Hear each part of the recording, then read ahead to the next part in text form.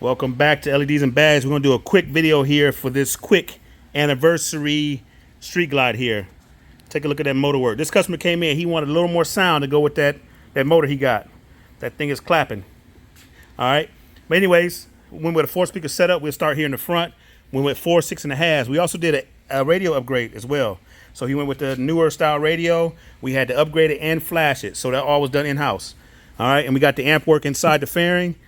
And take a look at that light that he has there. So this thing is nice and pretty well put together. All right, let's make our way to the back. We went with a cut-in 6x9 cut-in kit by Cicada. All right, and if you're worried about water getting in, whatever case may be, there's some lid covers for you. All right, so it comes with 2. Throw the lid covers on when you're in the rain or you sit in the park or whatever case may be. All right, I'm gonna slap a bag open. Take a look at that bag work. All right, we got the wire coming out of the speaker. Underneath here, it's pent up out of your way so that you can still pack and you didn't lose any bag space. All right.